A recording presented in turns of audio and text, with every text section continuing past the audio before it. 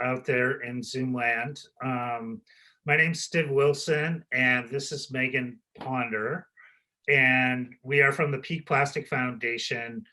And our session is intersectional story telling for building power. And what we try to get at in our films is centering environmental justice and environmental leadership in the narrative so that we can amplify those voices, whether they're community leaders, local leaders, community organizers, field organizers, uh, because we feel that the narrative around the issues of waste and environmentalism are too white led, to be frank. And we are looking to use our film work to center other voices in the narrative, build power for those voices, attract resources to their work and strategies, and shift ultimately what the landscape will look like in the future with regard to leadership at every level, from local to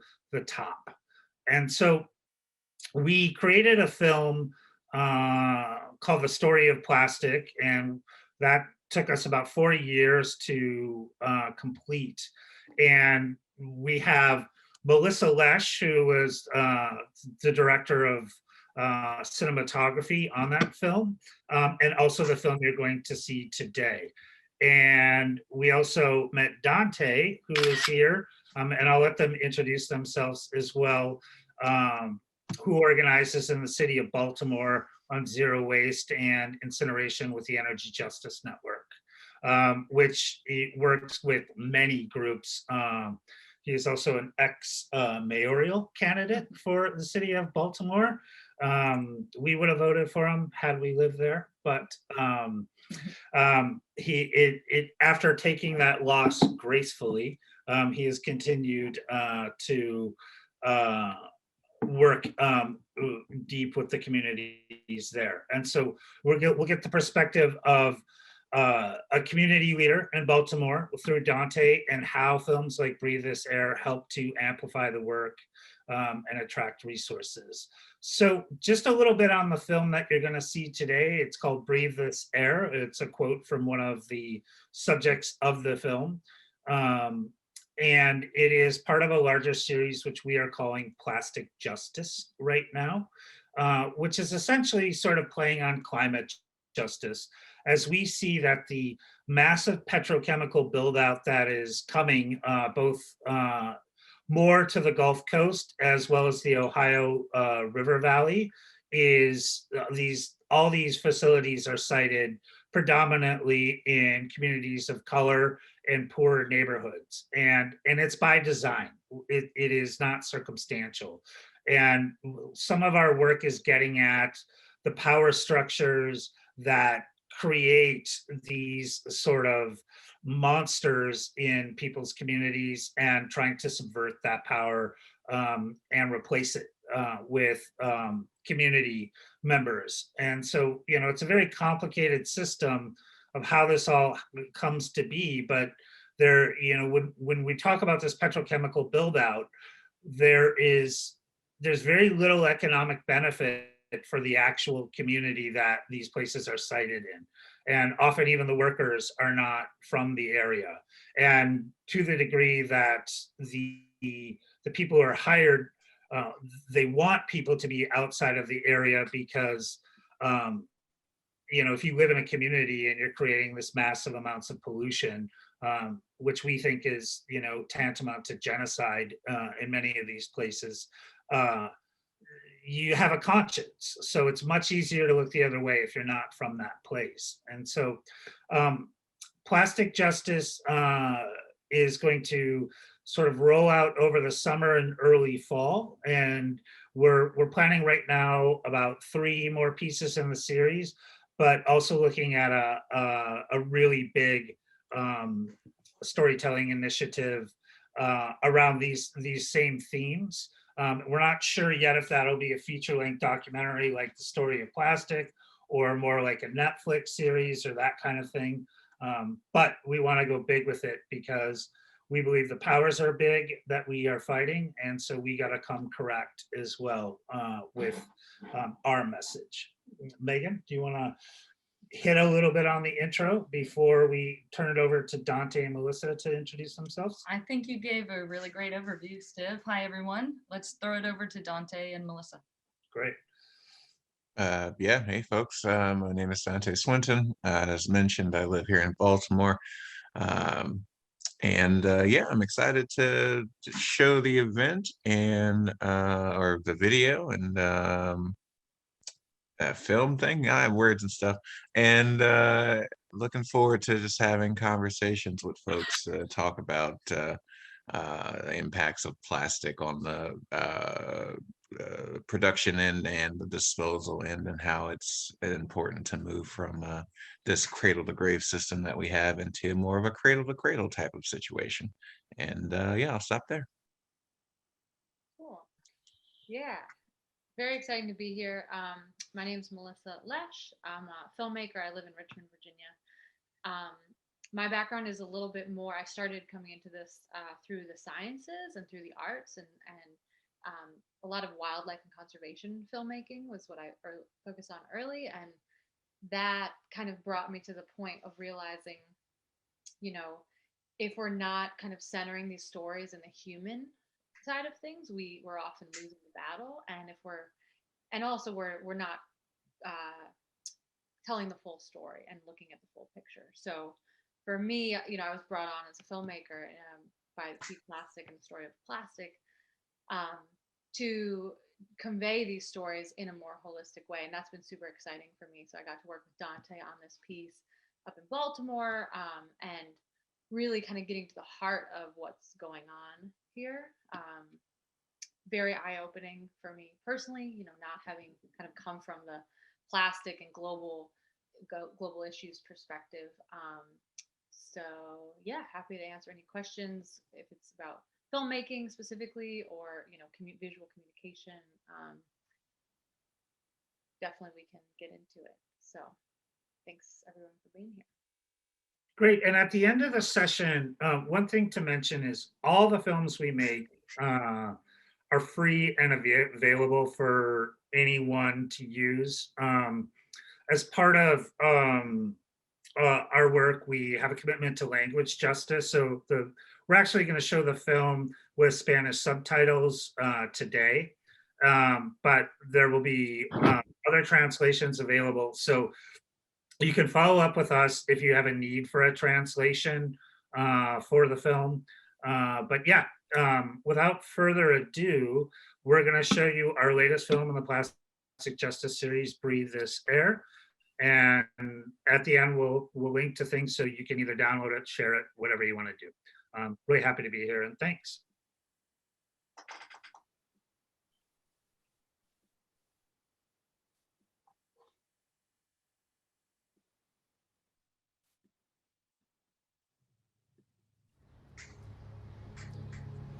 I love St. James Parish because it's a true community. It's a community where we look out for and protect each other. That is why I am here today.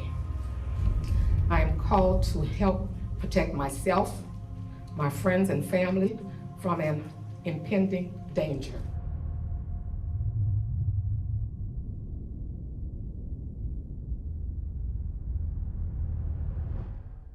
When I was a little girl, we had everything in our garden: butter beans, snap beans, mustard greens, okra. We used to go behind the levee and crawfish. We were never sick until the first plant came when I was in the 8th or the 9th grade. Cancer Alley, the Mississippi River Chemical Corridor, as it's called, is an 85-mile stretch of land that is home to approximately 136 chemical plants and 6 refineries and climbing. For a lot of poor white people, the chemical plants coming was a step up.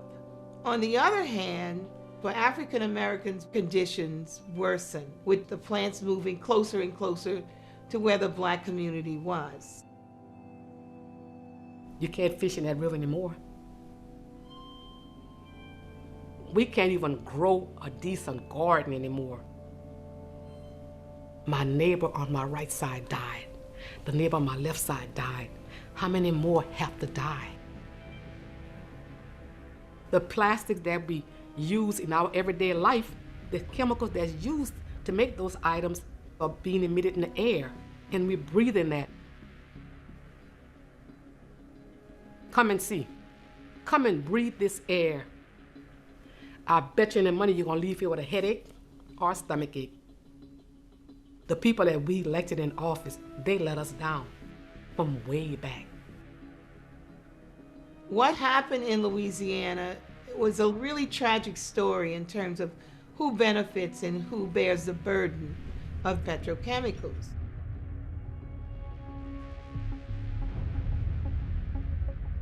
The majority of trash incinerators in the country are located in communities of color and low-income communities because there is a lack of power to push back against them.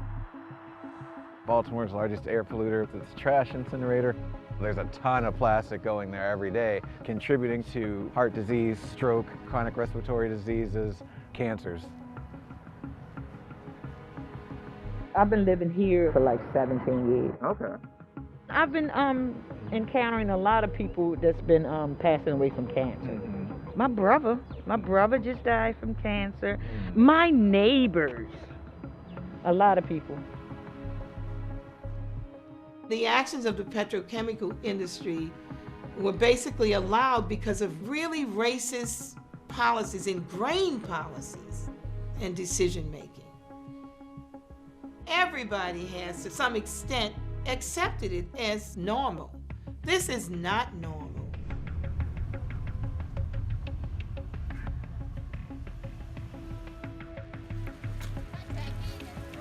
Indonesia is a major dumping ground for US waste.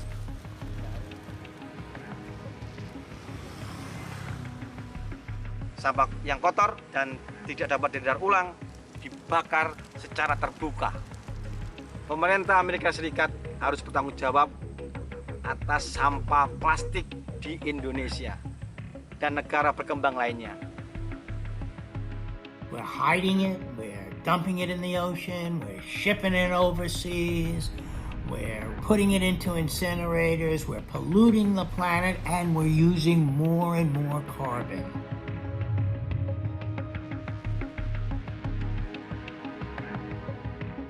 Plastic is killing us all, and it's not killing us equally. Plastic production and waste is fanning the flames of climate chaos. It's poisoning our air, our water, our soil.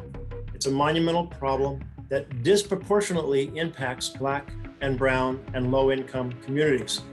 And the problem's getting bigger and more complicated every single year.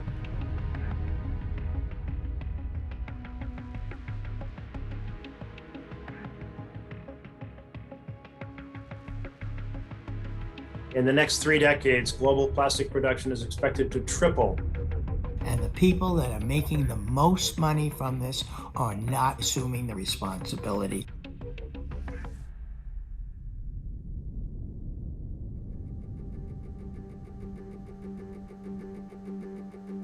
The Break Free from Plastic Pollution Act is the bold, comprehensive national strategy to address this enormous challenge. This bill includes a pause on new plastic production facilities. It bans non-recyclable, single-use plastic products. It requires big corporations to take responsibility for the pollution that their plastic creates. We can spur massive investments in domestic recycling and composting infrastructure and create good-paying American jobs. These legislative policies that would move us towards zero waste, that is a critical piece of the justice that we need. I want St. James to be rebuilt. We could sit at the table and find something that can bring in jobs where it's not dealing with so many industrial pollutants.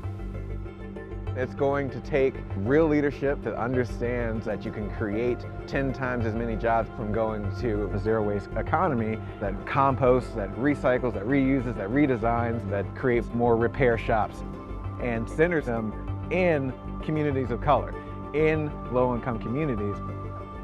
we would be able to create such an economic boom. I want our grandchildren to grow up with clean air, clean water, clean soil. Give us back our life. Give us back our livelihood. We can decide to just hang around with oil and gas and go down with it, or we can wake up and get on board with the future. When you lift up people at the bottom, you lift up everybody. I believe that we are on the road to make really deep changes in our system and to move forward with a new concept of humanity.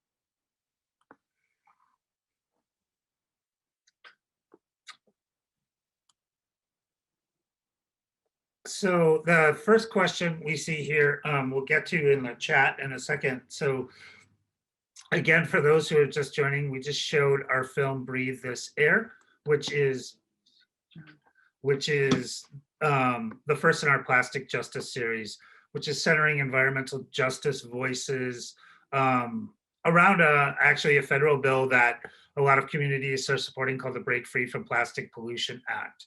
And our intention was to not make a campaign film about the bill, but rather to look at components of it that are really important to certain marginalized communities and amplify those messages so that the narrative frame around how we talk about plastic pollution begins to shift.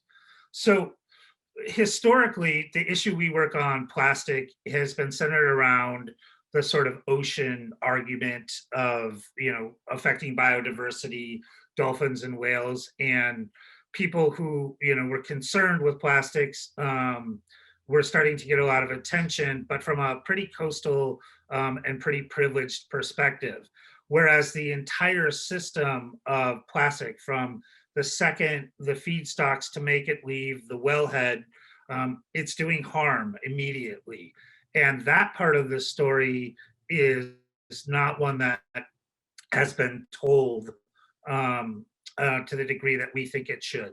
And so one of the other issues with policy is when you have an issue that is framed, it will only speak to a certain constituency concerned with whatever that narrative frame is. So again, dolphins and whales, ocean.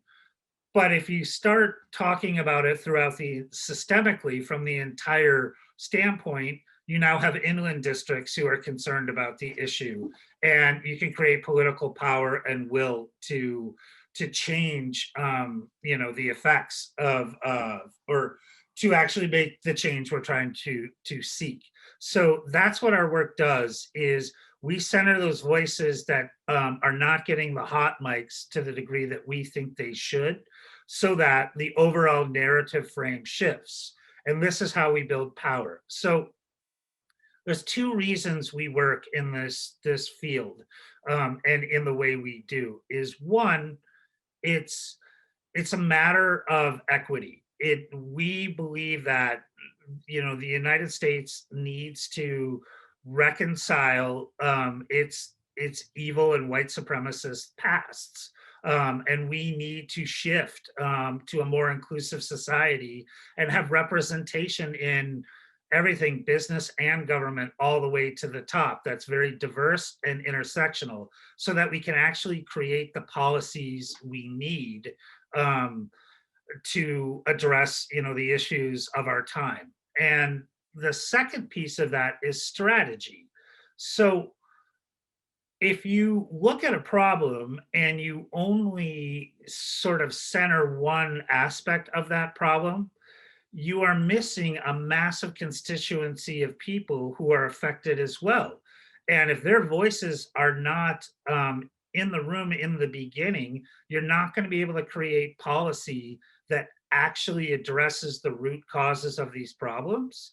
And so it's about transforming power. And that's the strategy, because we won't win otherwise.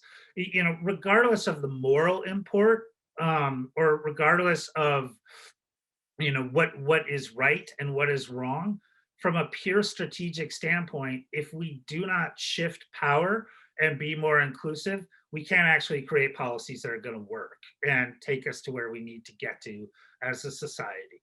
So we'll open it up for questions in a minute, but what I'd really like to do is get a sense from Melissa, who is the director of cinematography for Breathe This Air, as well as our previous film, Story of Plastic, and Dante, to talk about their sort of experience of making Breathe This Air. And the questions I have for Melissa and Dante are, Melissa, how does this kind of filmmaking sort of change how you see the power of film, and why is film powerful for shifting narratives?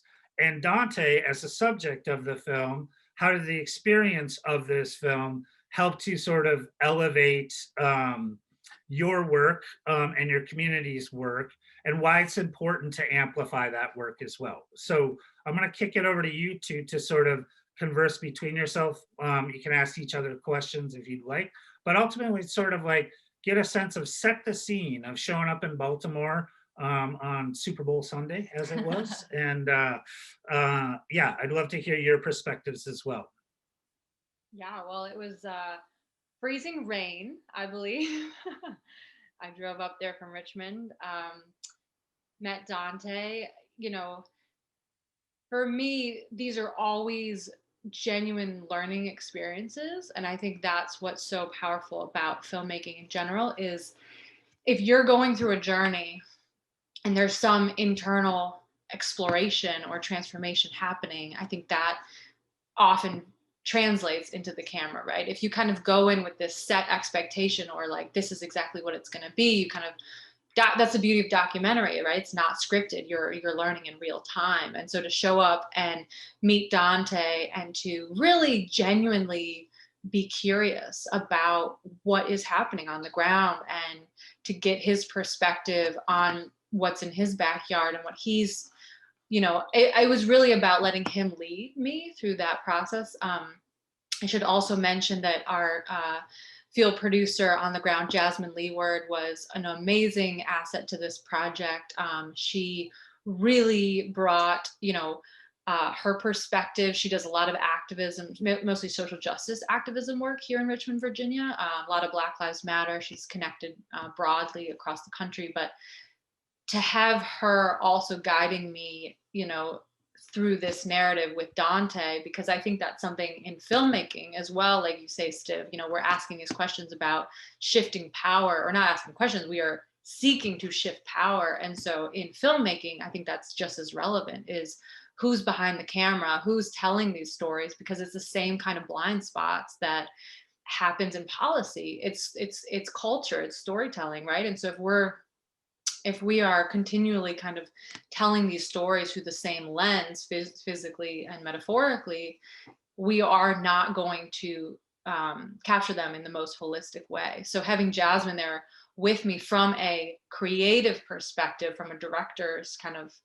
with a filmmaking hat on, to be asking some of those questions with me, and Dante can speak to this as well, but to have her talking to some of these things as well, was just like, I'm going into this as a journey, and I'm hoping to lend my skills, hoping to lend, the tools that I've acquired to date to these causes, and film happens to be my tool set. But you say, why film, or what's kind of the importance of, these visual mediums? And I think for me, I've learned that facts, statistics, they are so critical. They're super critical for wrapping our heads around details, specifics, of course, with policy, understanding the really, the scientific level of what needs to change and what's happening, super critical.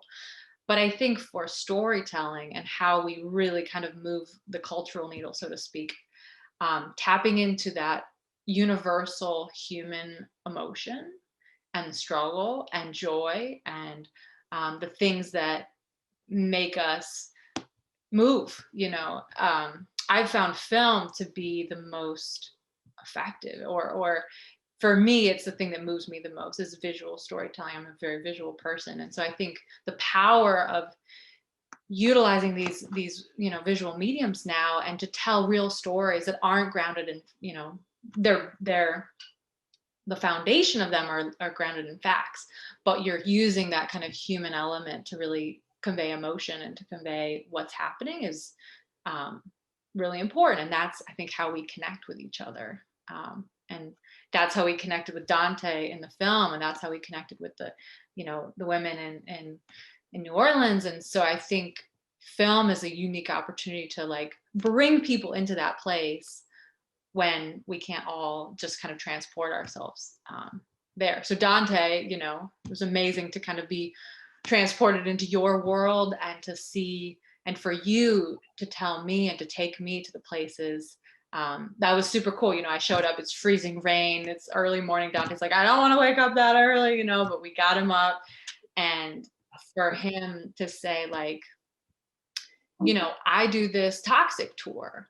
Let me take you on this toxic tour. This is my backyard.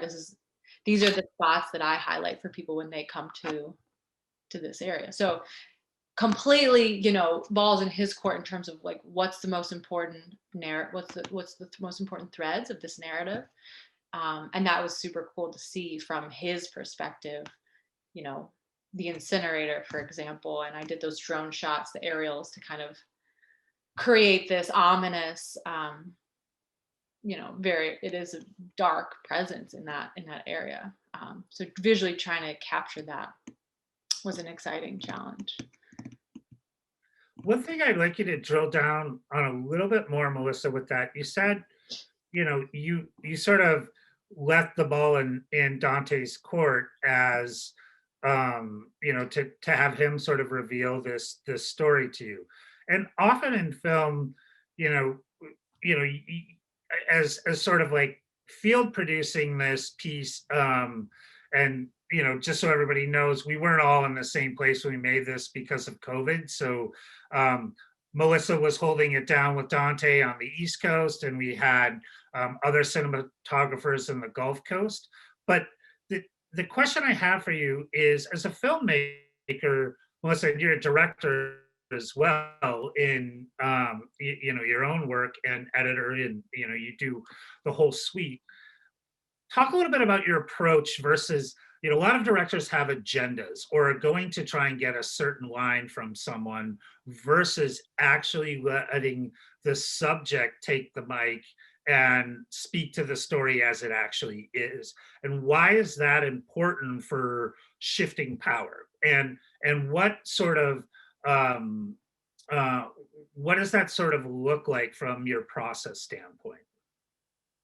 Yeah, I mean, I think it goes back to this idea of who has the mic, and if you go into that project, into that story with a preconceived notion of exactly what you want them to say and exactly what you're trying to get out of it, not only are you not allowing for the truest form of that story to take shape, but you are negating the opportunity for that microphone to be shifted, right? And so for me, and I've been trying to continue to, not just from an equity standpoint and a inclusion, and really kind of hearing the perspectives that need to be heard, but also from a genuine story perspective. It's just so much more interesting to be inquisitive, to be truly open to hearing and asking. I mean, you can say, so is it bad to live by this incinerator? The answer would probably be yes. Or what is it like for you in this community having this in your backyard, right? It opens the door to feel and to connect. And Dante, you know, when we were together, we went to that urban farm, and one of the community members who you saw in the film came up, and she rolled down her window and she saw us filming. What are you guys filming? Oh, we're working on this piece here. And she started talking about her experiences living right down the road. And Dante was telling her, you know, what's actually coming out of this pipe, which so many people don't know, right? And so there's this genuine exchange, this learning happening, this community building, power building, whatever you want to call it, that translates, you know, I think on camera when you're actually seeking true understanding versus an agenda.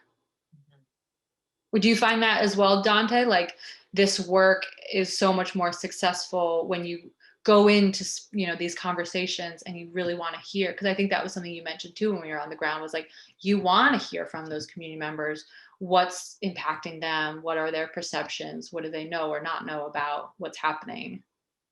Yeah. I mean, just to say that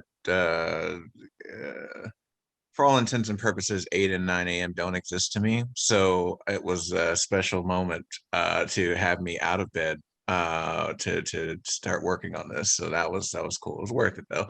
But yeah, I feel like the importance of this film and any other film and like Story of Plastic and things like that is to educate as widely as possible, because I feel like there's a lot of folks, as we mentioned, like there are some disconnects. There's the origin aspects of plastic, and like people obviously want to be concerned and fight that because that's local to them. But there's also the disposal factor, and I feel like most parts of the country don't have incinerators in them. They're mostly in the Northeast and Florida and Minnesota, and then there's some scattered ones out west. But if you live in the middle of the country, you don't know about trash incineration so much, but that you have to breathe that in, and it's not going to landfill. It's not sitting there for 500 years before decomposing. And so getting to like just speak to that to a wider audience is really important. But yeah, I mean, I think that even locally, there's still a lot of folks that don't have the connection to that particular facility, because state law here says that you can't release visible pollution from any incinerators. And so unless it's wintertime, you're generally not going to see something come out of the smokestack, as you saw in the video. And so it's been kind of out of sight, out of mind, ironically, despite the fact that it's been here for 36 years.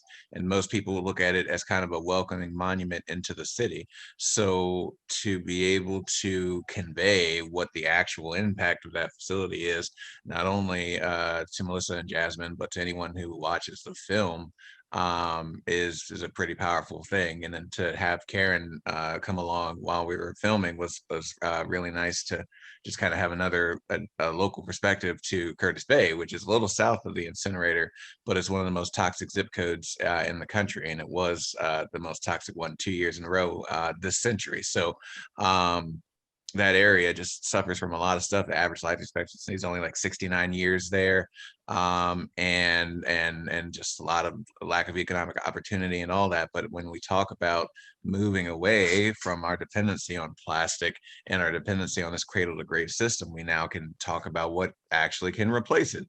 And so that's why, like, I rattled off all the potential for repair shops and zero waste jobs, and composting and all that. And the farm that Melissa mentioned, like there's composting aspects there. Folks are brought there to get educated on composting, learn how to do it at home. There are goats there, chickens, all that. It's pretty great to have like this kind of beacon of sustainability in a community that's still being oppressed by all of this industry. There's not too far from where that farm is, and you saw some houses nearby. There's a giant coal pile that's just open air, that's being ready to be transported out overseas. And so Baltimore is an export terminal for coal from the Appalachians, or oil from the Bakken area in North Dakota. And I've gotten to see that part of it too. So it's just fascinating to like see all of this stuff kind of converge into this city, and have so much of it come to the incinerator, come to the export terminals, and just to like lift up that connection from the New Orleans side to Baltimore. It's just really powerful. And so I'm glad we were able to do that. So, question for you, Dante, is you mentioned something that you're talking in the film a lot about localized solutions that could be replicated in other places as well. And these are sort of community-led, community-sourced solutions. So how does, if you could drill down a little bit more into how does film sort of amplify those community-sourced solutions? Because I've been in this game for a long time working on policy, and there's always a think tank that comes out with a strategy that's very top down and says, but it's well financed, it gets a lot of media and a lot of press, but it's not consulting the actual community. Whereas we have these solutions on the ground sort of hiding in plain sight. And one of the goals of Breathe This Air is to uplift those ideas so that they do turn into policy, and so that there's political representation championing those ideas. So I'd love for you to talk a little bit more about the importance of bottom up and top down, and how film can amplify that. Absolutely. So yeah, I mean, as we know, yesterday was Earth Day, and for those who were just joining in at the start, I was mentioning how there was this inaugural annual Zero Waste Day, that event that was put on by some folks that we work with, South Baltimore Community Land Trust, the Zero Waste Coalition, which my group is a part of, and everything. And it was just a really beautiful event because we did talk about how we got to where we are now with the incinerator and decades of classist and racist policies, but also brought up what is happening. And so like we had the sustainability coordinator for city schools here in Baltimore talk about some of the urban farming and whatnot that they're connected to. And there's a youth group within the collective that's now doing a small social enterprise, but they're hoping to build it up. That's going to be focused on collecting broken pieces of glass and making art out of it, which is super exciting because I'm also working on a co-op about getting bottle glass from restaurants and residences and turning that into artwork as well. So there's now these two pieces of businesses that are coming out simply from a material that's 100% recyclable, but only nationally 27% gets recycled. In Baltimore, it's like 15. So to have this event that talked about not only that, but also like the community land trust aspect, that the intent is to make more and more permanently affordable housing in the Curtis Bay area, that's going on. It's one of the entities that is working on that. It's going to have this like this fully sustainable, like really energy efficient apartment complex and whatnot, and that's super exciting. And to have that in addition to some films that talked about what's happening in the city and to lift up the glass business that they're doing and whatnot, and hopefully soon the one that I'll be working on, is just really powerful because again, you don't get to see that, and then when you don't see that, you don't necessarily get the attention needed to get the funding to build that out and strengthen it. And I think it's important because at least those with the resources that potentially could be building out this stuff don't get access to that, so they give to the larger greens that aren't necessarily doing stuff on the ground. And maybe some stuff trickles down or whatever. It's very Reagan-esque, but like it's not necessarily getting to where it needs to go.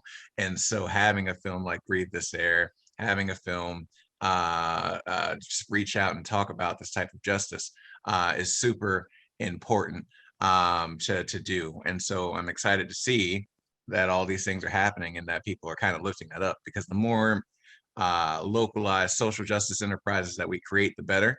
And I think that's also another reason why it's difficult for some folks who are not necessarily pro-plastic, but at least like feel like it's needed.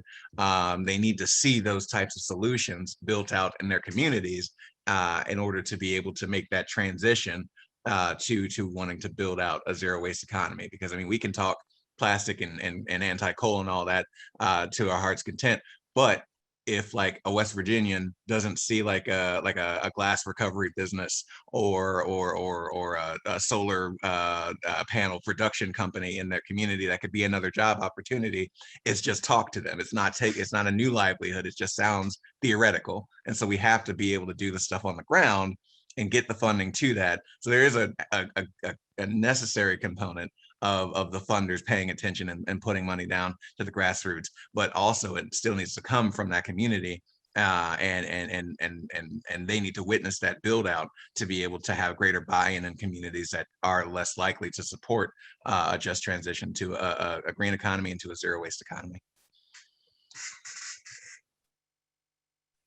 Yeah, I think one thing that's really interesting to the model we've created at Peak Plastic is we see that, like, we've been in the philanthropy game. We're a nonprofit, and I've been raising money for the plastics work for over 10 years. And what Dante said is, 90% of the resource, well, he didn't say this, but I'm iterating on it, but 90% of the resources from philanthropy go into about 10% of the organizations. And that's because they're polished. They, know how to sort of market themselves, and they put resources into marketing themselves. Whereas what we find when we work at the grassroots or fence line or frontline communities is they're dealing with existential threats, and every dollar they got is going to protecting people from harm. And so they're not looking to Instagram all of that. They're not looking to film all of that because it's not even in their purview. And so where we sort of step in, or try to step in, and other filmmakers do this as well, is to show up and say, how can we be most helpful, rather than come with an agenda? Because our goal is to amplify these solutions and these groups, almost like we're like a nonprofit PR agency. Like, that's not the right, like, sort of analogy. But the idea is, if you see these solutions in a high production value film, centering, very competent and eloquent voices from these communities, then resources start to flow to these sort of projects and ideas. And so, for example, this is the first in our Plastic Justice series. It's just, over 7 minutes, but all the funders we work with to make this film, it started to shift how they want to give, and they want to give money to these groups, and they need a way to get there. So we don't necessarily facilitate that, but we do introductions of funders and stuff.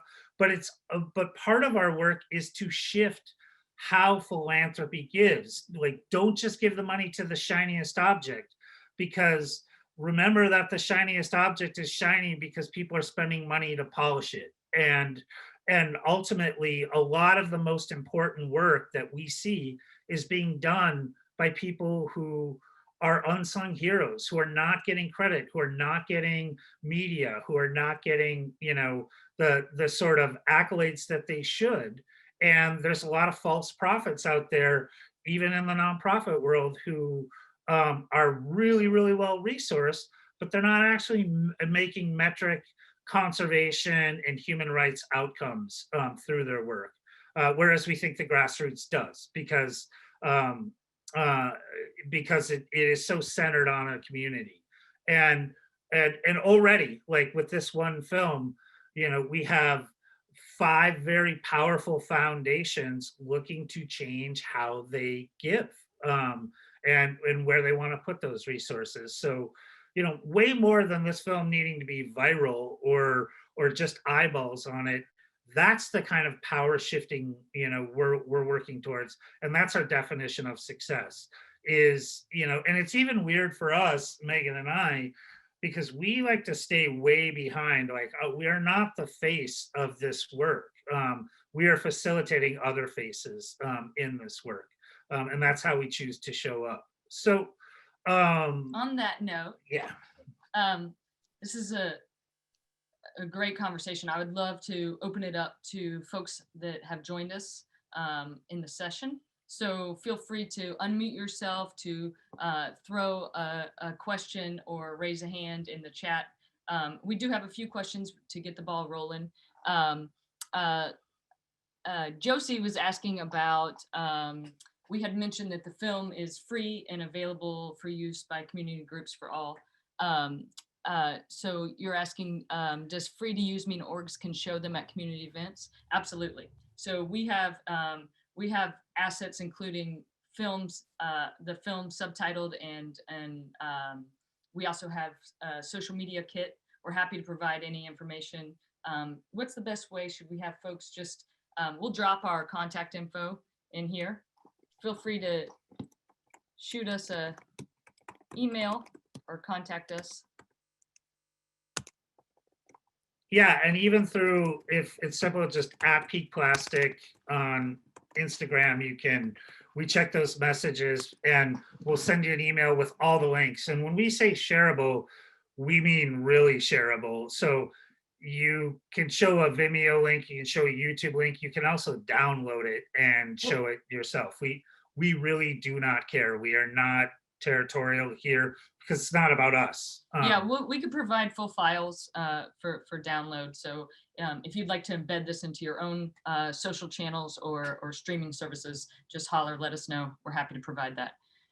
Yeah, and there's other films, not quite in this series, but from 2020 about looking at a just recovery for COVID. And we did 9 short films featuring environmental justice voices from around the world on what that sort of just recovery looks like as well. And those are also free and available too. And the other thing too, we'll just say is is part of what Melissa got to when she was talking is this is not our agenda.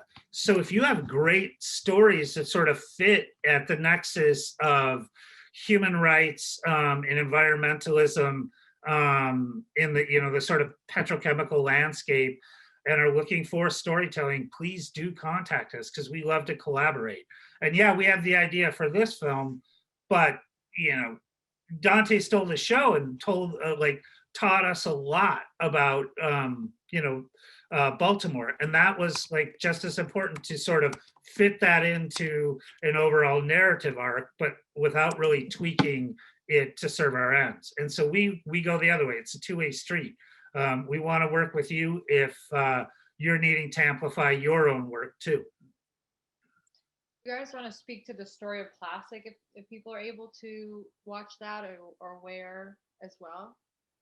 Since that was such a huge former. Yeah, I'd be curious to see what people's questions are on all of this, or thoughts, or even reflections of their own communities, to make it more of a collective, holistic conversation. I agree. So with regard to the films, all of our films, there are links to all of the films that we've done in the last year on our website, peakplasticfoundation.org. There's also a link there to show you how and where to watch Story of Plastic. So thanks for that, Melissa. And Dante, to your point, let's start taking some questions. Annie asks, where do things stand currently with the Break Free from Plastic Pollution Act? Has it received any support from the new administration? So yeah, there's a fair amount of support from it in the Biden administration, and it's continually getting co-sponsors added to it, which is pretty cool. It hasn't moved to a committee hearing yet, but it is also having effect at the state level. It's starting to affect how legislation will work at the different aspects of the bill at the state level. But it's only been introduced for about a month now, so it's slow going.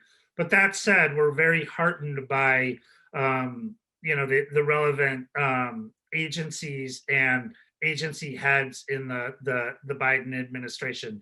It's a good start for sort of putting the right people who understand the problems on the ground, with more work needing to be done there. But yes, Yeah, there's a great site called Waste Dive, and it has actually multiple entities, but utility dive, smart cities, things like that. But like in that article, they talk about how the plastics industry is just bewildered and just chagrined by this idea of any sort of moratorium on new plastic output, and just like they're just totally just displeased, and feelings are hurt and everything, and it's great. So I mean, this idea, and it kind of goes to Joe's question here. There's a really great report that a CIEL put out. I think it's like Center for International Environmental Law or something like that, talking about plastics and like the future of plastic. And I think a lot of people don't realize that the majority of oil production and natural gas production is for plastic at this point. We have enough storage for fuel. And so the thing that's kind of making them hold on is that everyone's going to want plastic. And so like, we're just going to be so excited about plastic. Let's just keep kicking it out. But in doing that, there's so much build out of these pipelines that in itself is carbon intensive. The amount of space needed to clear out in order to have the barriers that they need to transform the region and prepare them to have the pipes installed. I mean, it's all connected. And so like, I'm glad that we had the kind of the start and the end aspect, excuse me, in this film. But yeah, there's just so much work going on against pipelines, and I'm glad that some have been canceled over the last couple of years. There's still folks that are still pushing for other ones to be canceled. But yeah, the bulk of it is for plastic production. So this as a Break Free from Plastic Act and having Stiv and Megan and Melissa put together things like this is super important to just continue to raise that into people's conscious. So I'll stop there. No, that's a great point. I think, the oil and gas industry has prioritized plastic as a long-term growth opportunity. So, when we're looking at plastic and action and policy against plastic, I mean, in effect, what we're looking at is action against oil and gas industry broadly. And I think, we're at a time right now of tremendous opportunity, both from the perspective of a new administration and the opportunities that may present itself there. We have a massive petrochemical build out that Stiv mentioned and we saw in the film that's centered on the Gulf Coast and the Ohio River Valley. And finally, we have had just unprecedented economic hardship and loss in the oil and gas sector over the last year. So the oil and gas industry is very vulnerable right now. So the time is now really to plug in on these issues. And I'm really heartened by, just the alignment that kind of we've seen broadly across many different movements, including the climate movement, the plastic movement. We really see plastic as kind of a vehicle to get to these larger kind of structures and systems and these root causes. It's not so much that we've taken on plastic as a material. It's more of plastic is the tangible vehicle that folks can understand and grasp the true impacts and destruction of the oil and gas industry. So great question here from Annie. Oh, I just wanted to address Joe's question a little bit more really quickly. In the story of plastic, we tell the story of a writ of eminent domain on a property in eastern Pennsylvania for the Mariner 2 East pipeline. And they had a pretty, it's the Gerhardt family, and they organized a pretty substantial pushback, tree sitting, and had a bunch of activists 24/7 pushing back on that pipeline. And so amongst activists, the Mariner 2 East pipeline is sort of like the little standing rock in is how it's being framed. And this pipeline, the reason it was allowed to be put in was a local judge in this area that we filmed, and it happened throughout Pennsylvania, said, this is with eminent domain, said this is for domestic energy purposes and it serves a greater societal good, when literally the advertisements from the company itself were saying we're building this to ship plastic feedstocks overseas. So there was no benefit to the state of Pennsylvania. It was not being used for heating or any of it. It was literally facilitating a multinational corporation's takeover of private land to profit and export that to Europe. It's crazy that this stuff is allowed and how they bent eminent domain. So to your point, Joe, yes, very important part of the system. And we did address one of those stories in the story of plastic. So Annie has a great question here. So we've mentioned toxic tours a few times, and it's come up in the conference. What do these tours typically look like? Who do you try to reach out to join those tours? Dante, you want to talk a little bit about toxic tours? Sure. So I would say that it really depends on the folks in your given community. And like, for example, there's a great toxic tour that Tejas does down in Houston, or the Houston Metro, to talk about all the petrochemical build-outs there, and the small town of Manchester that is just exposed to so much stuff. Like, Houston has no zoning laws, so it's like house, random silo for oil, and like it's just kind of ridiculous. But so they do a really powerful one down there, and Detroit folks do one as well.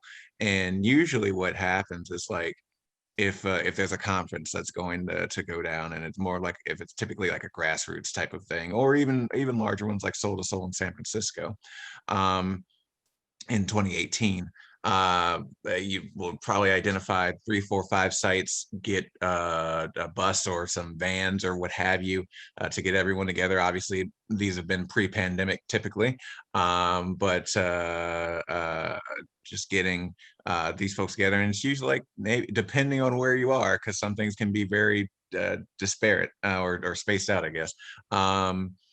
Could be 2 to 3 hours of an event, and like some of the host folks will talk about what's going on in that community, get questions, just kind of get people to experience it. And so for me, what I did with Melissa and Jasmine is that we started at the incinerator right in downtown, basically, or on the south end of downtown, and then we went into Curtis Bay, one of the most toxic zip codes in the country. And there was a spot that used to be an old agricultural chemical plant, but actually would have been where the largest trash incinerator got or would have been built, had there not have been a major pushback by folks on the ground, particularly youth in Curtis Bay. Would have been burning 4,000 tons of trash every day, car tires, putting out 1,000 pounds of lead a year. It was $1 billion facility, truly ridiculous. But like, to be able to show that, and then also the coal pile that's like 100 yards or so from a playground in Curtis Bay, showing where all the chemical plants are, where the medical waste incinerator, we had the largest medical waste incinerator in the country in Baltimore too, just kicking out all the good stuff. And then also just stopping by like the landfill or whatever. And it's like, whatever your community deals with and like and has as its largest polluters or contributors to that, bring those up, and then just kind of coordinate with a university, which is typically how we would do it, to get the funding to lead one. And then maybe they donate to your organization, or you could work with one to put one together. And so that way people can be more enlightened, because all these college students we would usually lead had never been to that part of the city, didn't know a lot about this stuff. And so it's super eye-opening when you have those toxic tours. So I would definitely say, if you want to reach out to me and others post this event, to just kind of get an idea of what that could look like for your community, I'd be happy to talk about it.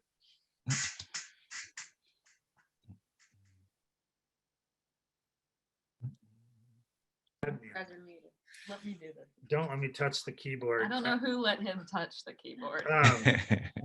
The importance of toxic tours too was like very important for us as filmmakers. Dante mentioned Tejas, Texas Environmental Justice Advocacy Services, located in Houston. And at the time, we were working with Yvette Ariano, who was principal policy person there. And we joined a toxic tour. And at that time, while I was on the toxic tour, I was literally texting in real time Melissa and our director of story plastic, Dea, and Megan, saying, this is the person we need to feature for this story. So that is how that piece of the Houston story got into the story of plastic. And Yvette welcomed us down, and Yvette has become very close to our organization, is now on the board of Peak Plastic Foundation as well. And, you know, Melissa, I'd love to hear your experience, because that's essentially what you did in Houston, was you joined a toxic tour there as well. And so how does that help you as a filmmaker to sort of amplify and frame these stories beyond what, you know, you can just see locally without a camera? Well, I think talking about this, it made me think of kind of something we were speaking about before, and that is that, you know, the closer to home you can focus and the kind of the more core you can go, the better, right? Because, and I think maybe this applies, Dante, you're speaking like to other people about toxic tours and organizing them and things, and it's like the people that are the most close to these issues and that have the most intimate understanding, whether that's because they've been there the longest, they've been involved, you know, the most intimately, that again like translates on camera, right? And it becomes the most core way of conveying these things. And so to be there with Dante, to be with someone who, you know, I could have done some research, we could have looked up, okay, where's the incinerator, where's, you know, what's the most toxic zip code, like piecemealed it kind of from that level, but it's a totally different experience. And like you say, like passing that mic of who's really working in that space and getting it through their perspective. And I think the same thing was in Houston with Yvette. You know, you see the emotional toll that these things have on the community members, and for her to then be able to also connect with her community members on camera, right? That was, if you guys watch the story of Plastic, you'll see these moments where she's able to have a conversation with her community members of, you know, what is this like for you living here? Because everyone also has a different experience. Obviously, two people in the same community can be impacted in different ways, but for them to share on screen, you know, how it was impacting each of them, and to realize, oh wow, you know someone who has cancer, my daughter is going through this has killed my neighbor, like that is a completely different experience and an intimacy than, again, you know, going in at it with kind of this, okay, you know, here are kind of the issues that I've identified, and I'm going to go in from a kind of a survey perspective. It's just totally, and I think Dante, like, you know, the fact that you are doing these tours and you're bringing people into this intimate space of understanding is so critical to storytelling, to communication, you know, filmmaking. I think about that a lot, is can we go that, you know, that extra depth to really get to the heart of what's going on and the people that know it the most intimately. So whether you're filming or not filming, it's a deeper understanding of what's going on. That if you don't if you don't have that information, I think you're missing out on what's really there. For sure. And Annie just commented that she lives in the Minneapolis area. There's a trash incinerator there that's one of the largest polluters in the area. It puts out about 1 million pounds of pollutants annually. And so there's a push. I cannot recall just how aggressive it is, but there has been an effort to try to move Minnesota on from incineration. And be good to join that, get the Hennepin County incinerator going. But there's also building out the future in that area with the Eureka Recycling folks, because they're a excellent example of a kind of a cooperative, worker-oriented future which is what we would want here in Baltimore and there, and more so, even more in Minneapolis, in Detroit, in Houston. And they're just one of those examples of like, all right, well, this is what we can do. This is what is being done. So like, it's not theoretical. It is actually on the ground somewhere. Let's just make it happen in our given community. And so having those tours, and then also talking about the positive things that we can have to replace them, is super important. So I always try to like talk about the bad, but also bring up the good concurrently in those tours, because you don't want to be depressed the entire time, ideally. So yeah. Mhm. I think that's a really important point, just the outlining the problem, but really focusing on solutions. I think, it's really easy to kind of get overwhelmed, and it's, I think sometimes when you're kind of understanding the scale of these issues, I think sometimes it's easy to get stuck in kind of the problem set. But I really think, in terms of storytelling, in terms of advocacy work, it's really important that we also highlight solutions. Dante, one of the strongest points of the film that I love is really when you talk about the opportunities for a new economy. I think a lot of times in these kinds of policies, most of the jobs argument is really tied up in what will be lost or what kind of sacrifices we'll have to make on behalf of the economy. And I think, really reframing this narrative as this is an economic opportunity. This could be an economic boom. And, I know Melissa and we've talked a lot about kind of the opportunity cost of extractive industry in communities, as opposed to, what potential other industries benefit from clean air, clean water, fresh, open spaces for recreation and beyond.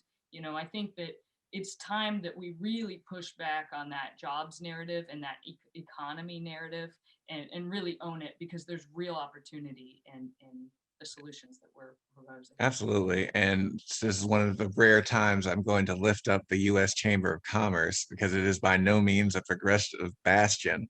But what they've done with some corporate partners is a Beyond 34 campaign.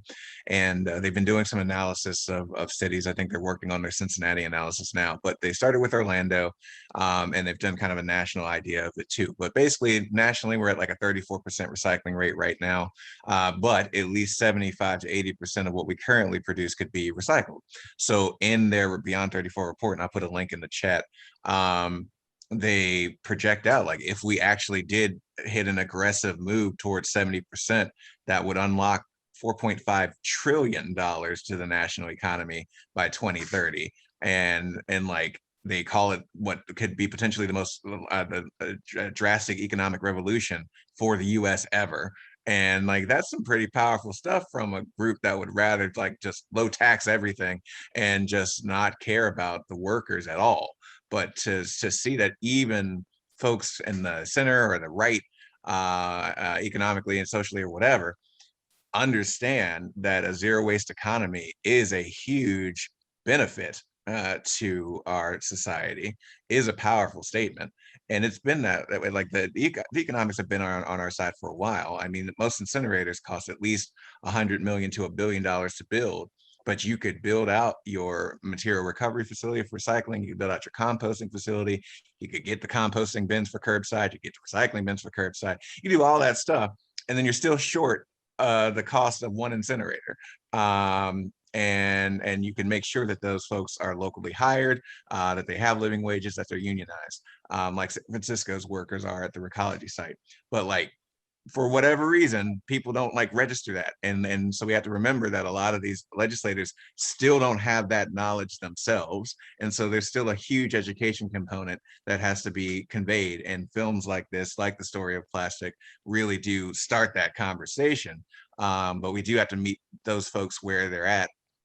And if they only know of landfilling and incinerating where it happens, then it's difficult for them to kind of connect that immediately. So we have to continue putting the facts out there, putting the fact that non-liberal bastions like the U.S. Chamber of Commerce agree with us on this progressive side, and just continue to build that story, because the more facts that we have and the more proof that we have, the better. And because they're always thinking, oh, it's just theoretical, just tree huggers, whatever.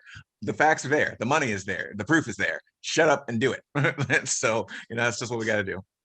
Shut up and do it. And that's the interesting part too, I think, is there's a real threat to what we see as the consolidation of wealth and power. Like the kind of system that Dante is describing has shared economic benefit for the entire community. And when you have shared economic benefit, you have improvement in quality of life, you have access to education, you have access to rise out of what other system was designed to keep you down. And so that is a threat to the powers that be. And money does talk. But what we found, like when we were filming on the Toxic tour in Houston for Story of Plastic, like there was a law on the books in Texas that you could not fly a drone anywhere near the petrochemical facilities. And I mean, that's literally a law written by oil and gas. And there's the only reason is we do not want people to see the toxic effects of our industry. It's like so blatant. It's insane. I mean, we flew a drone anyway, but this is being recorded. But I didn't fly it. And metaphorically, we flew flew it. And so, yes, but yeah, ultimately, there's a lot of like power structures that are threatened by changing these systems. And if you're an incinerator industry, it's constantly like we've seen so many strategies that incorporate incinerators to deal with all waste. And then you look at them, they're really glossy, they're really fancy. We've seen them applied to Southeast Asia, Asia Pacific. And then you look at the back of like, where are they getting these statistics for these economics? And there's literally like citations that say vendor quote. They're literally going on the facts of what the guy who's selling the incinerator is saying. There is no third party, involved in it. And the economics are terrible. And to Dante's point, like a country like the Philippines, has a really progressive zero waste model that is deploying in the city of Manila. The NGO there called Mother Earth Foundation that is doing that work they estimated to do it countrywide, which is, a country of 120 million people, that it would cost about $80 million to put in zero waste in the entire country. And we're like, that is a fraction of the cost of, even a single incinerator. It's crazy. Yeah. To that point, I think, even pulling back a little further on kind of how we got to this place in the first place with regards to waste, it's really moving from a decentralized community model to a highly centralized export model. So, lots of the harm that we're seeing is exactly because our strategy for management has been out of sight, out of mind. So, deal with it somewhere else. The impacts are felt by another community. They're not felt locally. Often, even on a global scale, the United States has been exporting their waste to other countries to manage it and to process it. And the direct result of that is we have become really removed from the management and the impacts. We've also been removed from the benefits. So to Dante's point, there's great benefits in keeping these resources and processes local. And we're excited to really start talking about a redesign, a remodel, a decentralization of this waste system. And what I saw, what really stuck out to me is kind of the community creativity that emerges, right? When you have these solutions and you have all of a sudden the possibilities are kind of endless in terms of making local businesses or creating art, like you say, Dante, reusing, in Manila, but also in Baltimore, it's like these pockets of hope or creativity, human creativity, and I think when you see these large corporations and what they've done to us and put us on that assembly line and kind of kept us contained, it translates in the human psyche as well, right? And it's like keeping us locked in terms of what our true potential is. And when you unlock that, all of a sudden you kind of blossom in terms of what's possible, and our connection, to alternatives, to the natural world, to, creating our own food and connecting with each other as people. It's like that really just the stark contrast of the human potential emerges when you see these alternative waste systems, I think, come out. Yes. It's really cool. So we're getting close to the hour here, and I just want to make sure we catch any last questions. A lot of folks are moving to other sessions and taking a small break before. So, we'll wrap up about 5 before the hour. But if there's any burning questions, that was a good pun on my part. For any incinerating questions. We'll take them now, or otherwise we will jump. And thank you all for joining. You want to take a crack at that? Oh, no, cracker. Took me a minute. I see what you did there. I now know what a cracker is, so I'm like in the lingo, You are. You're making. That's right. There's so much of it, so but it doesn't seem like it. So I would just say thanks for folks to hop on with us today, and to chat and listen about all this crazy stuff happening, but also all the good that's going on too, and obviously the importance of film. And I'm very thankful to Melissa and Megan and Stiv and Jasmine, just like to want to lift up what we're doing here in Baltimore, what's obviously going on in New Orleans and across the world, and the story of plastic, and just like, yeah, I mean, there's just more that needs to be said, and one of the best ways of doing it is to do the visual aspect. So I'm really excited to see what comes of this, and hopefully we can make more plastic companies upset about the Break Free from Plastic Act, and so they can just continue to whine some more, because that's always fun. I'm going to put an Instagram link to Jasmine's work, because for anyone here that does want to check out what she's working on, she's doing a lot of cool stuff in this space. Oh, I posted that privately. I'll post it publicly. But yes, thank you so much. And I don't know if we want to kind of share direct contact or websites, but I'm happy to answer any questions, especially in the kind of the filmmaking sphere. If anyone has any questions on, stories or how to get started creatively, approaches to all that, feel free. I'll put my Instagram on here as well. So reach out and go power shift. Thanks, Megan. Yeah, thanks y'all. Thanks all for joining.